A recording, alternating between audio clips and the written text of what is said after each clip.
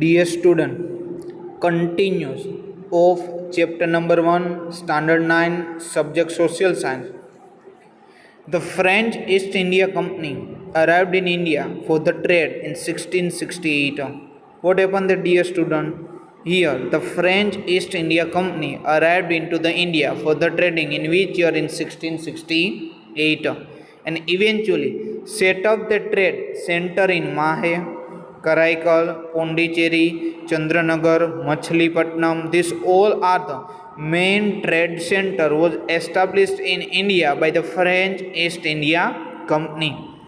In the 18th century, the English and the French were constantly busy established their rule in the entire world.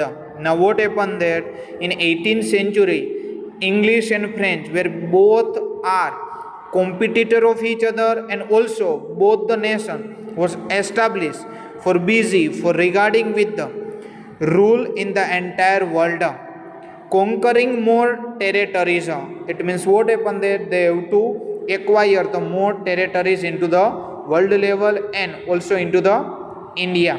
Between 1746 and 1763, there were three Mysore wars between French East India Company and the British East India Company. Now what happened there? From 1746 to 1763, during this year, three war between French East India Company versus British East India Company, and the name of three war is Mysore War. And what happened there? Here French East India Company lost their war, and who win this war?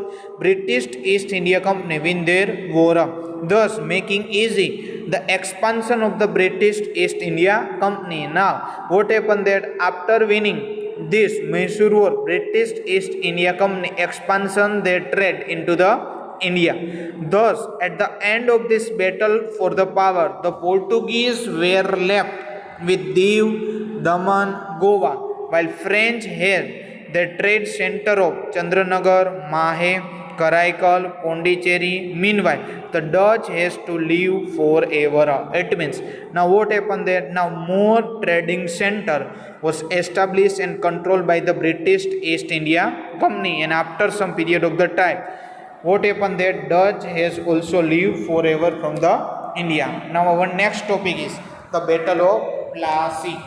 Siraj Uddola. Siraj Uddola was ruling over the Bengal. Who was ruling over the Bengal? Siraj Uddola was ruling over the Bengal. Due to this impulsive nature, he had some opponents in the state. Now what happened there? Due to their nature, some opponents in these states. During this period, the British East India Company built a fortress around the trade center in Calcutta on pretext of security reason. Now what happened there? Here, British East India Company built a fort around the trade center for the security region without taking the permission of the Nawab. It means British East India Company not take the permission of the Nawab, and he was built a forest for around the trading center for the security purpose. But Nawab Siraj Uddola destroyed the fortress. Now what happened there? What happened there? British East India Company not taking the permission from the Nawab. That's why Nawab Siraj Uddola destroyed the fort of the British East India Company. When this news reached the Madras, it means from the Chennai, a small army of the company led by Robert Clive reached the Bengal. Now this message was passed into the Madras, Chennai, where the British East India Company led by the Robert Clive. That's why Robert Clive lead their army and reach into the Bengal in order to help the Calcutta for the trading center. In spite of the army of the East India Company being strong, they realized that it was not easy to defeat the Nawab army. Now what happened there? British East India Company well known that they cannot defeat the Nawab army. Why? Because Nawab army was very strong. That's why Robert Clive resorted to Trichy. That's why Robert Clive resorted to the Trichy. A conspiracy was planned in order to defeat the Nawab, and that's why what happened that Robert Clive offer a bribe to the other person's son. And who is the other person? The commander of the Nawab, Mir Jafar and Seth Ami Chand. And that's why one policy was to be prepared by the Robert Clive to defeat the Nawab of the Bengal. And that's why a conspiracy was planned in order to defeat the Nawab, in which the Nawab commander in chief Mir Jafar and Seth Ami Chand were coaxed to join him. And that's why Robert Clive joined the commander of the Nawab, Mir Jafar and Seth Ami Chand into that party on the pretext that Nawab is unnecessarily harassing the people. A war was declared at the ground near the village named the Plasim. And what happened that here, pretext as per according to the plan, the British East India Company said that Nawab was harassing the people, and that's why the British East India Company declared the war in the ground near the village named the Plassey. Here you have already given that the Battle of Plassey was fought in 23rd June 1757. According to this plan, Mir Jafar lost the battle. According to the plan, what happened that here Mir Jafar lost the battle and Siraj Ud-Dowla was defeated. Due to the Robert Clive Trichy, the Battle of Plassey ended in just a half a day. What happened that here Robert Clive prepared one policy, and according to their plan, according to their conspiracy, what happened there? This war was ended into the half day. The company as a result got a free hold over 24 Pragnas. Mir Jafar was made a Nawab of Bengal. Thus, the foundation of the company rule in India was led by the Battle of Plassey in the 1757, and this is the most important turning point of the British East India Company. And here, the main foundation of the company rule in India was in the Battle of Plassey in 1757. It means the here the East India Company was win the war. After the next was the Battle of Buxar. The Britisher made Mir Jafar the Nawab of the Bengal, and under the different pretext tried to extract the plenty of the wealth from him. Now what happened there? According to the British policy, now Mir Jafar was the Nawab of the Bengal. But what happened there? Here the plenty of the wealth was taken by the British East India Company. Due to their greed to gain the more power, the East India Company managed to dethrone the Mir Jafar and Mir Qasim, the Nawab of Bengal. Now what happened there? Here British East India Company left the Mir Jafar and put the Mir Qasim as the Nawab of the Bengal. Mir Qasim proved to be more ambitious than the Mir Jafar. Now what happened there?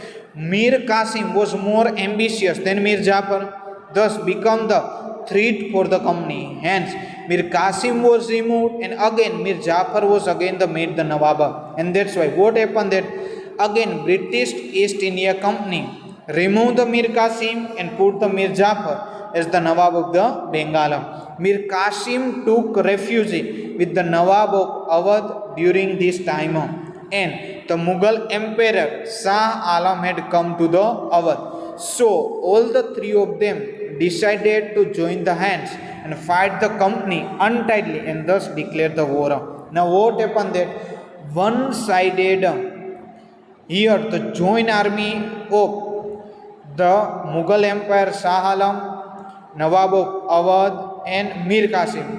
These three are get together and prepare one joint hands fight against the company and declare the war.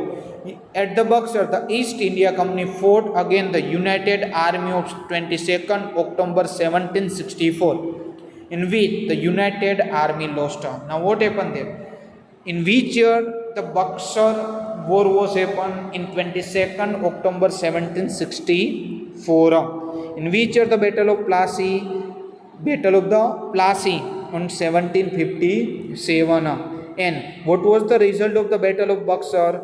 Here the United Army lost and the British East India Company win the war. Thus the company got a Diwani rights. Now what was the meaning of Diwani right. Diwani right, it means right to collect the revenue to Bengal, Bihar and Odisha, now under the control of the British East India Company. Now the expansion of the company ruler. The English government passed the Regulation Act in 1763. Now what happened that year? The English government passed a Regulation Act in 1773, according to which the governor of Bengal was made the Governor General, and all the trade and political activity of the company were brought under the direct control. Now what happened that English government passed one Regulation Act in which year? In 1773. According to this act, the governor of Bengal was made the Governor General of all the trade and political activities of the company were under the direct control. The Mumbai, Madras governor and his council were brought under him. Now Mumbai, Madras governor and his council were under this. Thus, Warren Hastings became the first Governor General of India. Now, who was the first Governor General of India? Warren Hastings became the first Governor General of India. During his tenure, the first Maratha War and second Mysore War with Hyder Ali of Mysore was waged. Now, what happened that during that time, first Maratha War and second Mysore War with the Hyder Ali of Mysore was waged, and the problem for the East India Company increased because it had to face both the power of the simultaneously. And dear student, what happened then? Here the problem for the East India Company were increased because they have to face both the power simultaneously. Cornwallis took over the Governor General after the Warren Hastings. Now, who was the next Governor General after the Warren Hastings, dear student? Then Cornwallis was the next Governor General after the Warren Hastings. During this tenure of the Cornwallis, the third Mysore War took place with the Tipu Sultan, famously known as the Tiger of the Mysore. Now, who was the Tiger of the Mysore? Tipu Sultan was famously known as the Tiger of the Mysore. The company had to join the hands with the Maratha and the Nizam to defeat the Tipu Sultana. Here what happened there? Company had to join the hands with the Maratha and the Nizam to defeat the Tipu Sultan. Tipu could not win against the combined force and had to accept the treaty. And here what happened then? In this war, third Mysore War, Tipu Sultan not win against the combined force and they have to accept the treaty. After the Cornwallis, Sir John Shaw became the Governor General. Due to some rigid policy adopted by him, the East India Company fame declined and Maratha became the stronger. Now what happened then? After the British East India Company not prepared the good policy and they prepared the rigid policy, and this policy was to be adopted by some people, it means some ruler, and that's why East India Company fame the decline and now the Maratha become the stronger. So Governor General Wellesley, who came after John Shaw, got the responsibility of making the company supreme in India. Then who came after the John Shaw? The Governor General Wellesley came to the India after the John Shaw. What was their ambition of the Governor General Wellesley? The ambition of Governor General Wellesley was to making the company as a supreme in India. For this, Wellesley introduced the subsidiary alliance system. Who introduced the subsidiary alliance system into the India? Governor General Wellesley introduced the subsidiary alliance system into the India. This condition of the system and state adopt under this are as follow. It means according to this policy prepared by Governor General Wellesley, the terms and condition of the subsidiary alliance was to be given as to the follows.